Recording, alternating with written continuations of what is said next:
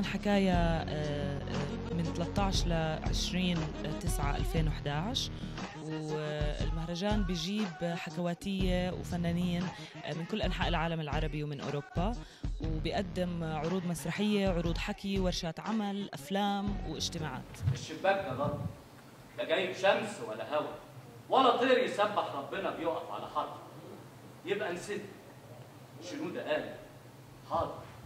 تاني يوم جاب عدته وابتدى يشتغل. الفكرة من المهرجان هو الاحتفاء بفن الحكي، إرجاع الحكاية والحكايات يعني لتصير تتشارك بين الناس، والناس يعني يسمعوها ويتداولوها ويحتفلوا فيها.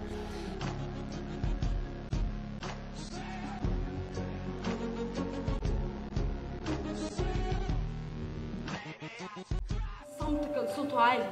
لما وصال بصت وراها لمحت خيال بني آدم. لما دققت في الصورة لقيت نعيمة ونور واقفين على راسها. وصال سألت من بدري.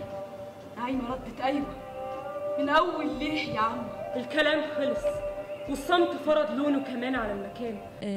طبعا هاي الدورة الرابعة لمهرجان حكايا، استمر لمدة 8 أيام في جملة متنوعة من العروض، عروض المسرح وعروض الحكي، ورش العمل.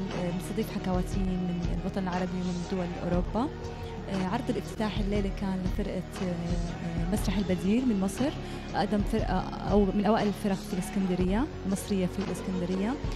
قدمت عرض الافتتاح اللي هو عرض مسرحي مبني على الحكايات الشخصية والقصص، اسمه نوستالجيا. أول مرة بنعرض بعمان هون. فعالية المهرجان بتستمر لمدة 8 أيام، بتتواصل بكرة بمسرح البلد. حيكون في عنا عرضين، عرض للفنان الأردني سماح الجاوي، وعرض كمان حكي هو لحكواتي اسمه أبي باتريس، هو حكواتي فرنسي، أول مرة بيكون بعمان، أول مرة بشارك مهرجان حكايا.